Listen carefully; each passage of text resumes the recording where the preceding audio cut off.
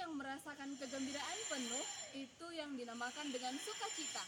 Nah, sebelumnya itu mau mengucapkan selamat tahun baru di 2021. Jadi dengan semangat itu, dengan semangat tahun baru, kamu juga merasakan semangat sukacita yang baru untuk memulai pembelajaran kita di pertemuan yang pertama di semester kedua ini. Dan sekarang silahkan simak video pembelajaran kita berikut ini. Perkembangan politik dan ekonomi. Nah, perkembangan politik dan ekonomi serta perubahan masyarakat Indonesia pada reformasi akan kita bahas di hari ini. Sebelum lanjut, kita harus mengetahui tujuan pembelajaran karena dengan mempelajari perkembangan politik dan juga ekonomi pada masa reformasi, diharapkan siswa mampu menanamkan semangat perubahan ke arah positif untuk mengembangkan ekonomi masyarakat Indonesia. Terlebih di masa pandemi ini agar siswa dapat berpikir positif dalam mempelajari proses perubahan dan perkembangan sistem demokrasi yang ada di Indonesia pada masa reformasi dan dapat menjadi pedoman untuk menjalankan sistem demokrasi di masa kini, terlebih khususnya di masa pandemi. Nah, sebelumnya ada beberapa presiden yang akan kita bahas di semester ini.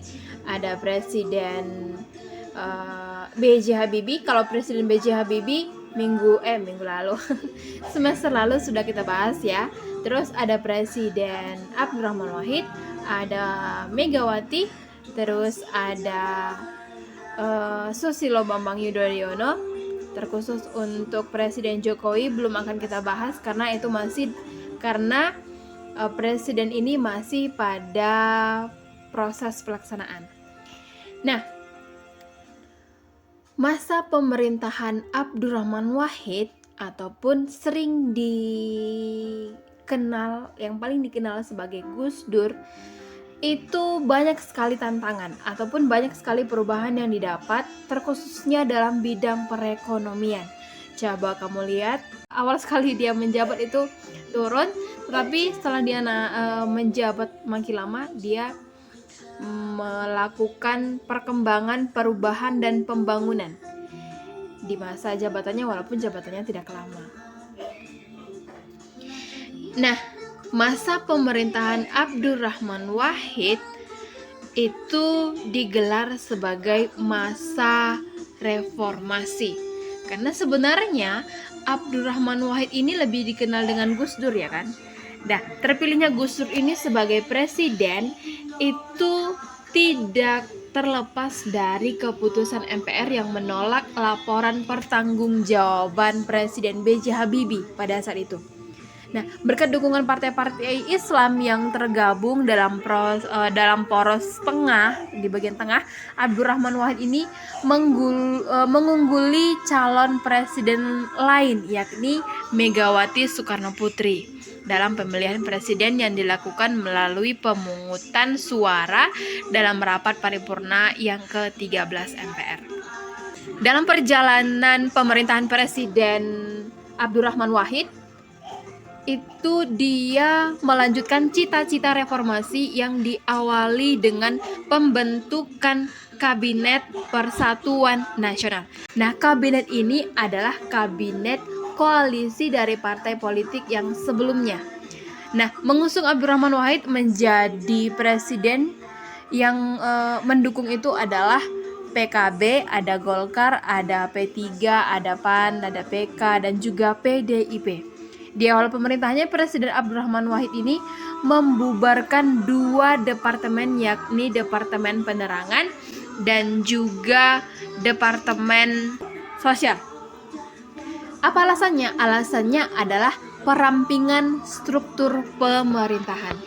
Sebenarnya pembubaran Departemen Penerangan dan juga Sosial ini diiringi dengan pembentukan Departemen Eksplorasi Laut melalui keputusan Presiden. Nah, sedangkan penjelasan mengenai tugas dan fungsi termasuk susunan organisasi dan juga tata kerja departemen ini tertuang dalam keputusan Presiden di tahun 1999. Nah, nama departemen ini setelah itu akhirnya berubah menjadi Departemen Kelautan dan juga Departemen Perikanan, ataupun disingkat sebagai DKP, Departemen Kelautan dan juga Perikanan. Nah, pembentukan departemen ini tadi memiliki nilai strategis karena mengingat pada masa pemerintahan B.J. Habibie, sektor kelautan Indonesia yang menyimpan kekayaan sumber daya alam itu justru belum mendapat perhatian serius dari pemerintahan sebelumnya. Jadi selain eksplorasi dan juga eksploitasi sumber daya kelautan, berbagai kegiatan ekonomi yang terkait langsung dengan laut itu meliputi pariwisata, pengangkutan laut, pabrik, dan juga perawatan kapal dan juga pengembangan budidaya laut itu melalui pemanfaatan bioteknologi. Nah, ada beberapa reformasi yang terjadi ataupun perubahan yang terjadi pada masa kepemerintahan Gus Dur. Nah, pada masa pemerintahan Gus Dur ini, MPR melakukan amandemen terhadap Undang-Undang 1945 di Agustus 2000. Nah, amandemen ini berkaitan dengan susunan pemerintahan Negara Kesatuan Republik Indonesia yang terdiri atas pemerintahan pusat, terus ada provinsi, terus ada kabupaten, dan yang terakhir itu adalah kota. Upaya reformasi dalam bidang hukum dan juga pemerintahan juga menyentuh intuisi Angkatan Bersenjata Republik Indonesia ataupun disebut sebagai ABRI. Kenapa? Karena ABRI ini terdiri dari TNI dan juga Polri. Pemisahan TNI dan juga Polri ini juga merupakan upaya untuk mengembalikan fungsi masing-masing unsur. Karena TNI dapat memfokuskan diri dalam menjaga kedaulatan Republik Indonesia dari ancaman kekuatan asing. Sementara kalau Polri ini dapat lebih konsentrasi dalam menjaga keamanan dan ketertiban. Awalnya memang hanya ABRI, tetapi ABRI ini pada masa pemerintahan Gus Dur ini dibagi menjadi dua bagian, TNI dan juga Polri. Nah, pada masa pencapaian lain pada masa kepemerintahan Gus Dur ini ada seperti pemulihan hak minoritas keturunan Tionghoa. Jadi untuk menjalankan keyakinan Tionghoa ini tadi, mereka yang beragama Konghucu ini udah bebas beribadat, tidak perlu lagi sembunyi-sembunyi. Nah, yang kedua, pencapaian lain pada masa Abdurrahman Wahid ini yang kedua adalah menyelesaikan kasus KKN. Banyak sekali kasus KKN yang terjadi mulai dulu sampai dengan saat ini. Sekarang juga masih banyak ya. Nah, si Pak Presiden kita ini ataupun Abdurrahman Wahid ini, dia membuka beberapa kasus KKN. Itu mulai di tahun 1999. Dan terfokus pada apa yang telah dilakukan pada mantan Presiden Soeharto dan juga keluarganya. Namun dengan alasan kesehatan, proses hukum terhadap presiden yang sebelumnya, yaitu Soeharto, belum dapat dilanjutkan. Karena proses hukum ini belum dilanjutkan, Kejaksaan Agung menetapkan mantan Presiden Soeharto menjadi tahanan kota dan dilarang bepergian ke luar negeri. Nah, banyak sekali pencapaian yang lain itu adalah Presiden Abdurrahman Wahid itu membuka hubungan dagang dengan Israel. Karena menurutnya kalau kita menjalin hubungan dagang dengan negara lain, kita pasti menambah yang namanya uang kas negara ataupun pajak dari, kalau misalnya orang luar negeri datang ke Indonesia, mereka pasti dikenai yang namanya biaya administrasi dan yang lainnya. Nah, Presiden Abdurrahman Wahid ini itu membuka hubungan dagang dengan Israel. Apa sih gagasannya?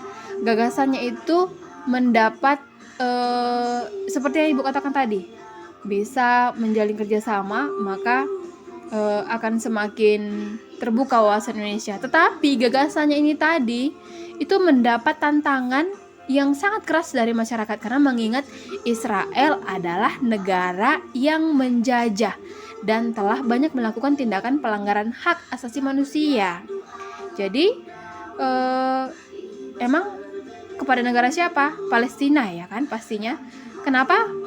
Apa hubungannya si Israel ini melakukan penjajahan dengan negara Palestina? Indonesia nggak boleh lagi kerjasama karena ada undang-undang yang menyatakan bahwa Indonesia merupakan negara yang menyerukan agar penjajahan di atas dunia harus dihapuskan. Jadi dengan landasan itu maka masyarakat menentang keras yang namanya kebijakan presiden ini tadi.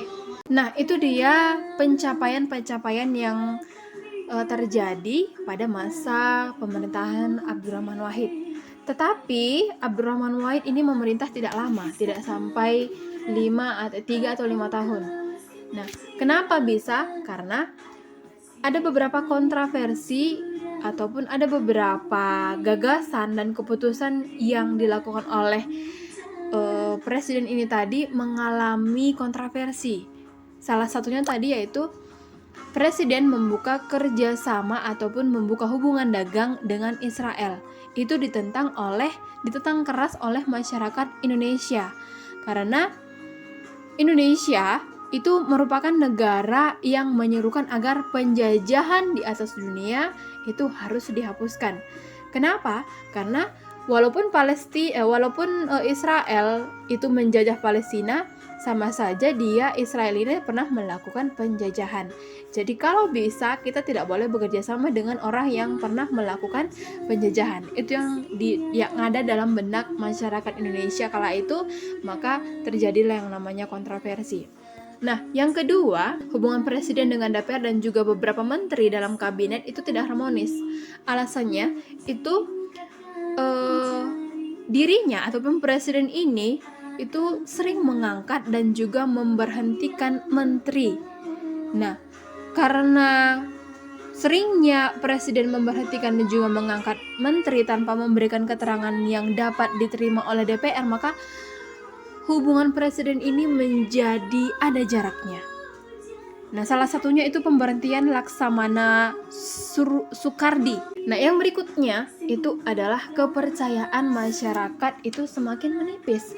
Kenapa? Karena ada dugaan ataupun ada isu yang mengatakan bahwa presiden ini terlibat dalam pencairan dan juga penggunaan dana yayasan dana kesejahteraan karyawan ataupun yang disingkat sebagai Yanatera. Nah, karena keterlibatan itu, karena dugaan itu, maka masyarakat semakin si Gus Dur ini kurang dipercaya nih gitu ya. Makanya kalau bisa diganti gitu. Nah, coba dulu kamu buka halaman 100 buku paketmu halaman 166 dan 167. Kalau misalnya bukumu tidak ada, di modul kita nanti itu ada. Dari situ ada 2 tugas yang akan Ibu berikan kepadamu. Tugasmu yang pertama, tuliskan secara rinci ya mengenai sikap dan tindakan yang dilakukan oleh Gus Dur terhadap tuduhan terlibatnya presiden dalam pencairan dana Yanatera sampai dengan lengsernya kedudukan Gus Dur. Tugas kamu yang kedua, tuliskan dampak positif dan negatif dari kasus yang dituduhkan kepada Presiden Gus Dur. Nah, kedua soal ini ataupun kedua tugas kamu ini bisa kamu lihat bukumu untuk mengerjakannya. Kalau tidak ada, silakan kamu lihat modulnya karena di modul juga lengkap mengenai penjelasan mengenai kedua ini. Sampai di sini dulu pembelajaran kita di hari ini. Tetap semangat, jaga jarak ya Nako. Jaga kesehatan. Salam SFD, semangat fraternitas Dina, dan salam jas merah. Jangan sesekali melupakan sejarah. Selamat pagi menjelang siang.